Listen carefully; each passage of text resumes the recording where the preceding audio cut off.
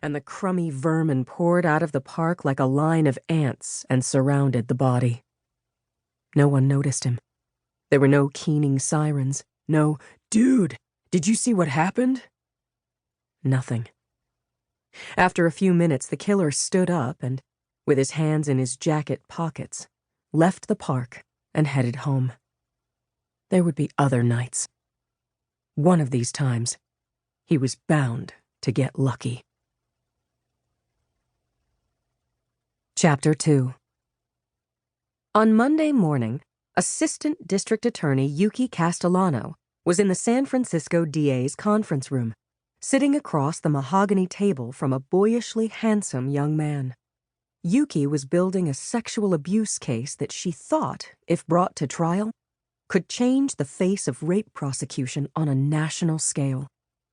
An executive at a top creative San Francisco ad agency had allegedly raped an employee at gunpoint, and Yuki was determined to try the case. After she quit her job and spent a year at the nonprofit Defense League, District Attorney Leonard Red Dog Parisi had asked her to come back and try an explosive case as his second chair. But they had suffered a humiliating loss. Now, Yuki wanted very much to have a win for herself, for Parisi, and for the city. She asked, "Mark, can we get you anything? Sparkling water? Coffee?" "No thanks. I'm good." Mark Christopher was a television commercial producer with the ad shop and the victim in the case, claiming that Brianna Hill, the head of the agency's TV production department and his boss, had assaulted him. The sex crimes detail of SFPD's Southern Station had investigated Christopher's complaint and found convincing enough evidence to bring the case to the DA's office. After reviewing the evidence and meeting with Christopher, Yuki had asked Parisi to let her take the case to the grand jury.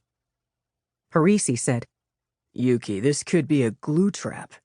You're going to have to convince a jury that this kid could keep it up with a loaded weapon pointed at his head, that a woman could rape him.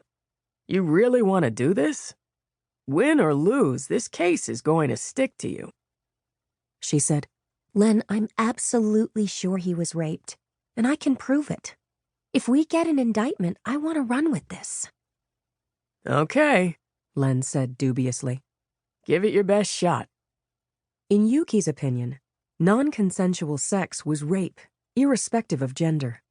Women raping men rarely got traction unless the woman was a school teacher or in another position of authority, and the victim was a child or, more commonly, a teenage boy. In those instances, the crime had more to do with the age of the victim than a presumed act of brutality by a woman.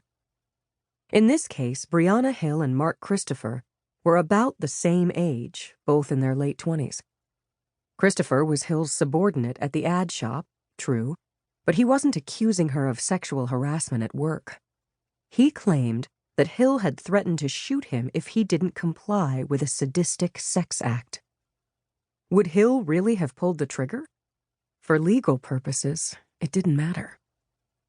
It mattered only that Mark Christopher had believed she would shoot him. As Len Parisi had said, it was going to be a challenge to convince a jury that this confident young man couldn't have fought Hill off, that he'd maintained an erection at gunpoint against his will, and that he'd been forced to have sex with a woman he had dated and had sex with many times before. But Yuki would tell Christopher's story. He'd said no, and Hill had violated him anyway. Yuki had seen the proof. The grand jury would have to decide if there was enough evidence to support that version of events. Once this case went to trial, win or lose, Mark would be known for accusing a woman of raping him. If Brianna Hill was found guilty, she would go to jail, and the face of workplace sexual harassment would change. Chapter 3. Glass walls separated the conference room from the hallway, with its flow of busy, noisy, and nosy foot traffic. Yuki ignored those who were sneaking looks at the broad-shouldered, dark-haired agency producer slumping slightly in his chair. He was clearly wounded, describing what he claimed had transpired 2 months before, and seemed very vulnerable.